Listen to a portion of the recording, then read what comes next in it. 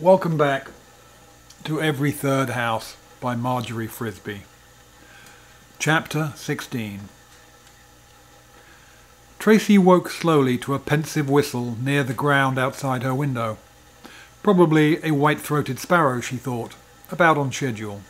An insistent cardinal chee-chee-cheed, outdoing the sparrow and the plunkety pleasantness of Grandpa's showering upstairs. I expect Grandpa to be singing in his shower, Tracey reflected lazily. I can smell his bacon cooking. His favourite breakfast, Tracey knew, although Grandma was firm. Only once a week, Jim. You know your He-Man breakfast is not good for you at this age. Some yeasty fragrance, more to Tracey's liking, overlaid the brash pungency of the bacon. Maybe Irish brown bread, Tracey decided, something with molasses in it.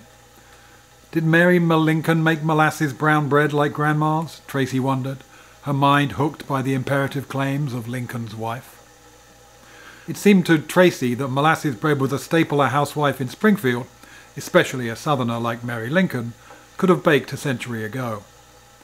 Poor as Abraham Lincoln was when Mary married him, though, Tracey had never been able to picture Mary doing anything domestic, except throwing crockery at her husband when he irritated her.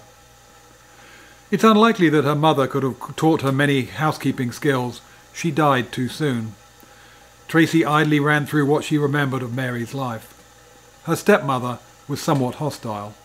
Her other relatives spoiled her. Tracey reached for the top book on the dresser pile. She leafed through, searching for an unlikely picture. Mary Lincoln kneading brown bread. There was no Mary Lincolns in aprons, not surprising in a day when photography was new. Naturally, available portraits showed Mary gussied up in handsome ball gowns, narrow at the waist and billowy at the hemlines. Tracey's eye strayed across the text. Terrible migraine headaches. Quarters so small and dismal that Robert complained that he would almost as soon be dead as be compelled to remain 3 months in this dreary home. He'd as soon be dead, Tracey read. Then what about Mary?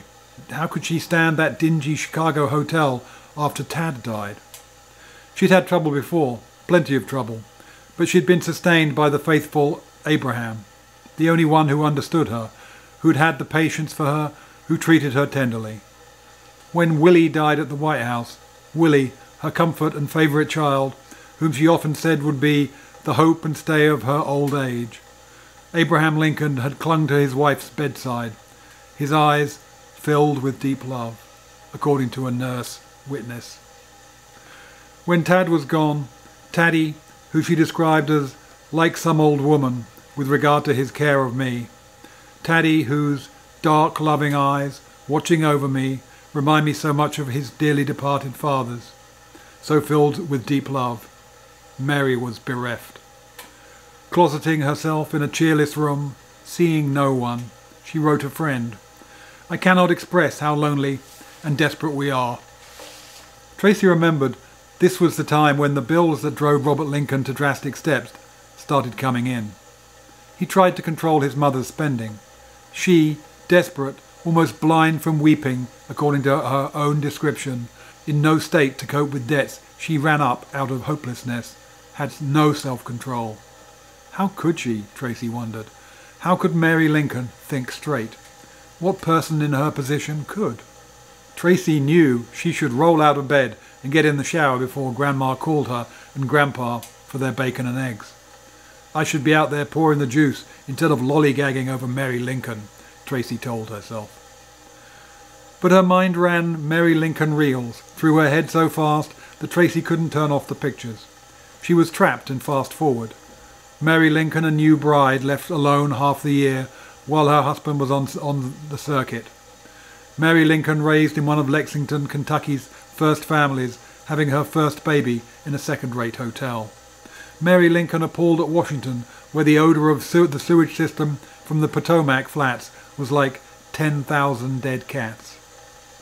Mary Lincoln snubbed by Washington society for being from uncivilized Illinois, criticised for her low-cut ball gowns. Mary Lincoln made fearful by assassination threats.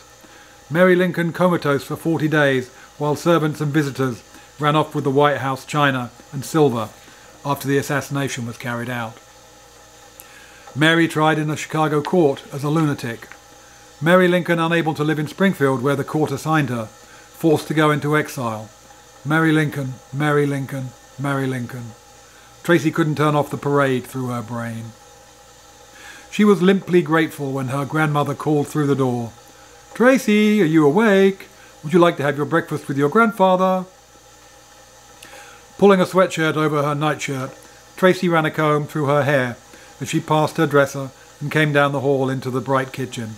Grandma had put one pot of geraniums in the centre of the table and tucked the hot molasses bread into a red-checked napkin. "Mum could never figure out how to use that," Tracey told her grandmother. "She liked it, but she only had one of them." "I hope Dorothy won't mind me poking around for things," Grandma said. "I like to look at something cheerful in the morning. Don't you feel that way, Jim?" She looked directly at her husband. Bacon and eggs," Grandpa mumbled. Grandma patiently offered her husband a Bedfordware plate painted in England with sunflower designs that Tracey's mother had bought in what she'd called an impulse purchase. Tracey's father had called the set cheer-up bird plates, which fit because he was often teased for being a cheer-up bird himself. And now here are the cheer-up bird plates, Tracey thought, their sunflowers gladdening Grandma, and the bacon and eggs gladdening Grandpa. For the first time she wondered if her mother's impulse purchases were to stave off grief, as Mary Lincoln's were. Tracey's mind was pursuing a line of thought that had never occurred to her. "I've got to put Mary Lincoln out of my mind," she thought. "I'm going to see Mum this afternoon, and I don't want to be a jerk." It was as if Grandma was seeing inside her mind. "When are you expected this afternoon, Tracey?" "2. Are you going to come with me this time?" "No. Dr. McIntosh thinks you two should have at least one more chance to touch base with each other. She told me you're good for Dorothy." "Did she say how Mum is doing?" "Tracey, it's funny. Dr. McIntosh is so practical. She acts as if everything is going along just about as she expected. She never seems worried. She never raises false hopes." "I know what you mean. She makes Mum's sickness seem natural. Like, so what else is new? Or what else can you expect after all Dorothy's been through? When I think about Dorothy, I get unsettled. When I talk to Dr. McIntosh, I get settled." Settled? Tracey asked herself whether she'd felt settled after she'd talked to Dr. McIntosh yesterday. She pulled back the red napkin for a thick slice of the brown bread from the basket. As she watched the butter melt onto the hot bread, she pictured herself melting into tears the day before. She'd melted into a puddle. "Did you ever read the story of Little Black Sambo?" Tracey asked her mother abruptly. "A million times. If I had a minute to think about it, I could recite it all. Little Black Sambo in his, was it little green pants? I know it was purple shoes with crimson soles and crimson linings. Your mother made me read it over and over." "Yes, that's the one I mean. I think it's fallen into disgrace. I don't think black people much like it. What do you think of it?" "I decided that yesterday when I cried so much, I was like Little Black Sambo. I melted into a pool of butter." "Or a pool of tears," Grandma said. "Wasn't it Alice who cried a pool of tears that the March hare, or was it the mock turtle, swam around in?" Tracey was silent. She took infinitesimal bites out of her buttered bread, chewing them slowly, tasting the butter that had reminded her of yesterday. She didn't want to talk about Alice in Wonderland. She wanted to be asked why she felt like she'd melted away. No, Tracey decided, I need to be told why. Grandma can't do that. If she could, she'd shrink from the task. I'll remember when I go to Dr. McIntosh again. Tracey wished it was Dr. McIntosh that she was seeing today. She was too mixed up to face her mother. The appointment, that's funny, Tracey thought, an appointment with my mother, had been set up before she had melted into butter.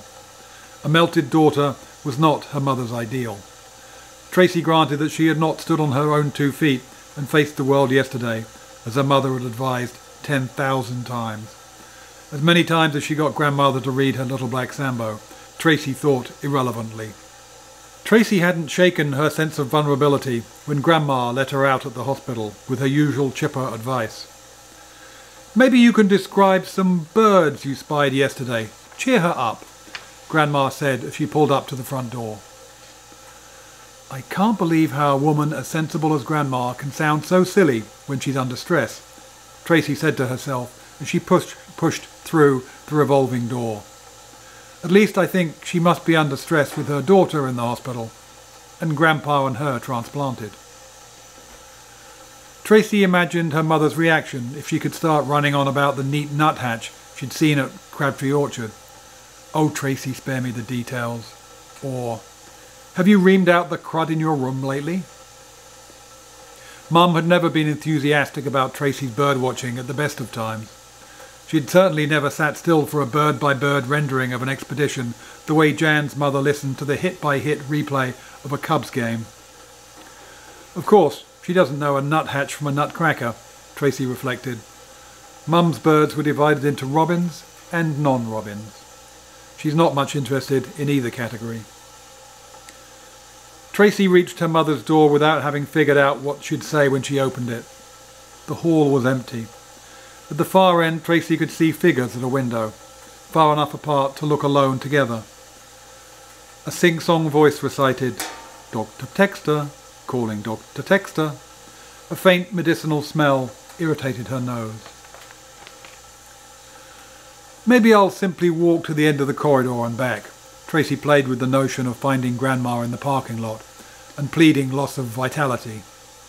"I could leave a message at the desk that I wasn't up for a visit. Wasn't well." Tracey knew she wasn't facing the world. She couldn't face her own mother. She didn't care. She wanted out. Out. Out.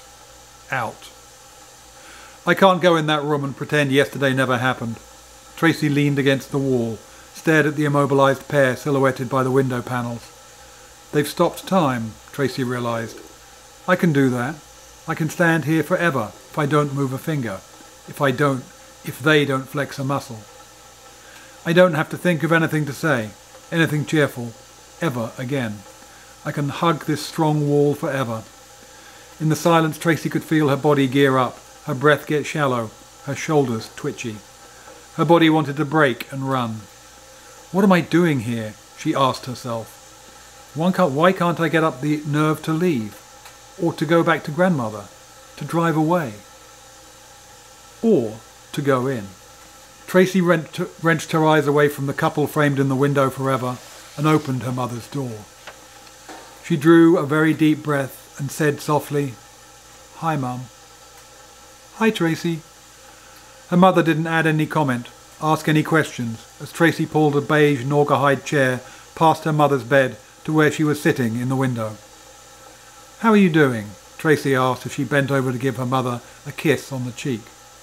"Okay." Tracey looked past her mother to see what interesting sight had caught her interest. But there was no nuthatch in the young elm outside, not even any non-robins on the lawn. "What have you been doing with yourself?" Tracey's mother slowly turned her head towards Tracey and then swivelled away to the view of the lawn before Tracey could catch her eye. Tracey recognised the moment for the cheerful message. "But I don't have one handy," she thought desperately. Her numb brain blurted out her ever-present concern. Reading about Mary Lincoln. Still? Tracey didn't remember ever talking about Mary Lincoln with her mother, but it no longer mattered. The pictures came tumbling out. Mary Lincoln losing her mother. Mary Lincoln fascinated with politics from an early age. Mary Lincoln ambitious in a day when women had to operate backstage. Spoilt Mary Lincoln marrying a poor man and delivering a child in a second-rate hotel. Mary Lincoln losing a child. Mary Lincoln, devoted wife, doting mother. Mary Lincoln, belle of Springfield, snubbed in Washington. Tracey felt her mother staring at her. She had turned from the window. Her body, which had hung formlessly, took on character. Her eyes focused. Her hands stopped their restless twitching. She became still, poised, almost ready for action. Tracey was aware her mother was changing. It was as if Tracey's mind was running on two tracks, running automatically, without her permission. One compulsion was spilling out all Tracey's stored-up Mary Lincoln lore. Another was observing her mother, noting the attention so hard to get any time, trying to hang on to it. Can you imagine what it was like to lose Willie when she was in the White House? Tracey was so pent up that she had to rise from her chair, edge toward the window. The war was on. Lincoln was overwhelmed with war concerns. Washington was full of prisoners. Hospitals were overflowing. The press was criticizing everything he did. Now everyone agrees Lincoln was our greatest president. Then they didn't say it. Tracey shook her head. She was looking at the figure of her mother in a tailored blue wool robe, but what she saw was a woman in a hoop skirt of white silk with blue brocaded figures scattered over it. A woman who skillfully stitched the finely tucked bosoms of her husband's shirts because she could not bear the thought of his wearing shirts made by any other hand, who patched her son's pants, who made yards of grenadine and plaid silk into dresses for herself, who sewed for the poor besides. A woman who lost her sons, 3 of them, was alienated from the 4th, and held her husband's hand as John Wilkes Booth put a pistol to his brow. Her mother's startled eyes were fastened on Tracey's face, her body rigid, her eyes wide, fixed, staring. The woman in the hoop skirt who'd fainted at her husband's side was gone. Tracey felt as if the double Dutch ropes which had been flogging her had dropped to the ground, leaving her exposed, jumping with no reference points, no rhythm to sustain her. Aware finally that she wasn't alone, that there had been an interesting witness to her frenzy, Tracey sank to the floor at her mother's feet and dropped her head in her mother's lap. "Oh, Mum," she said. She felt her mother's hand on her head, a low murmured, "There, there." Tracey steeled herself for the old mum to urge bracing advice, the tired old phrases plodding across her mind. "Keep your chin up. You mustn't let anything get you down. Stand on your own 2 feet and face the world. No use crying over spilt milk. The Lord loves a cheerful face. Your daddy would want you to be brave." "The Lord loves a cheerful giver," Tracey had always corrected her mother, to deflect the advice. "He loves a cheerful face too," Mum had always insisted. "And so do I." On earlier occasions, Tracey had tried to put on a cheerful face, but she was past trying. There was no way she could rearrange her features to make them hide the way she felt. The way she felt was her. She didn't lift her head from her mother's lap for fear that she would make her mother more unhappy, keep her from getting well, and, she admitted to herself, for fear that her mother would lift away the hand that was gently stroking Tracey's throbbing head. Tracey could feel the racing rhythms of her compulsive outburst slowly lulled into tranquility. She was still crying inside for Mary Lincoln, for her mother, for herself, but she was quieter. Her mind trailed back to her dream, and she realized that this was the Golden Glove dream. Her mind trailed back to her dream, and she realized that this was what the Golden Grove dream had been about. "It is Tracey you mourn for," she admitted. In her English class, when she'd first heard Mrs. Farley Gossett read those words, "It is Margaret you mourn for," Tracey had wanted to cry. But she hadn't known why. Now she knew. Just knowing somehow made her grief more manageable. Tracey rocked back on her heels and drew her arms around her knees. She waited for what her mother would say, dreading words, bracing herself against a flurry of uplifting truisms. But there were none.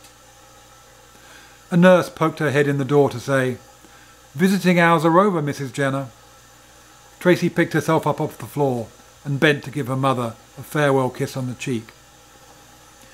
She thought she saw a faint smile of response as she said, "See you soon," and slipped through the half-open door into the corridor. Tracey glanced toward the window alcove where the couple had stood, reflecting in their disengagement Tracey's own feelings of separation from everyone. She thought she saw them walking together towards her, but her view was blocked.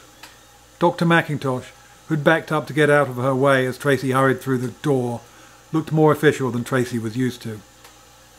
Tracey guessed it was the white coat and the clipboard. Dr. McIntosh raised an inquiring eyebrow at Tracey and pressed her arm gently as Tracey nodded and smiled. She was reminded of Mrs. Farley Gossett's hand on her arm that first morning her mother had gone to the hospital. "How's Mary Lincoln?" Dr. McIntosh asked lightly, almost facetiously, as if she were only asking to make contact. "Fine, really fine," Tracey said.